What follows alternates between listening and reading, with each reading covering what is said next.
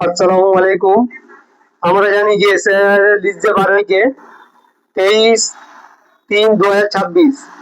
আমাদের মেডিয়াপুরজি কম বেশি 76,000 নাম বিচারধীনীতে আছে। আমাদের পার্ট নাম্বার 100 পার্ট নাম্বারে কম বেশি 1300 ভোটার।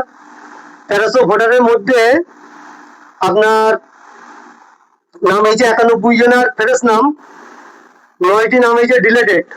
তো যেই 9টি নাম হয়েছে দেখলাম ডিলেটের মধ্যে সবাই দেখছি যে 2002 ভোটার। তো 2000 যখন 2 ভোটার, ইলেকশন কমিশন প্রথম বলেছিল যে 2002 যারা ভোটার আছে তাদের কোনো নথি দিতে হবে না। তো এই জ্ঞানেশ কুমারকে বলি যে আপনি কি একটা মানে বিজেপির চামচাগিরি করছেন, যে যাকে পাচ্ছে বিচারধীনী ঠেলে দিচ্ছেন, যার নাম পাচ্ছে ফেরেস করছেন। আবার সেদিনকে একটা ভিডিও দেখলাম যে তাদের নাম ছিল আপনার ফেরেসে।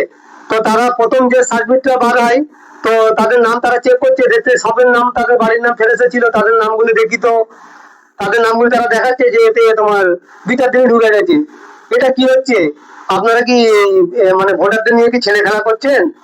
এটা মনে রাখবে যে ভোট আসলেই যে আমরা ভাবতাম যে কোন প্রার্থীকে ভোট দেবো, আমার নিয়ে তো এখন ইলেকশন কমিশন জ্ঞানেশ কুমার। আপনি গণেশ কুমার না, আপনি হচ্ছে ধ্যানেশ কুমার।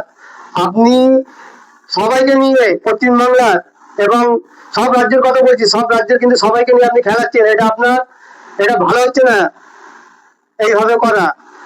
আমরা বাধ্য হয়ে সবাইকে বলছি, বাধ্য হয়ে হিন্দু মুসলমান নির্বিশেষে সবাই কাঁধে কাঁধ মিলে এর জন্য একটা বড় বিশাল আন্দোলন বার করবো। আসসালামু আলাইকুম।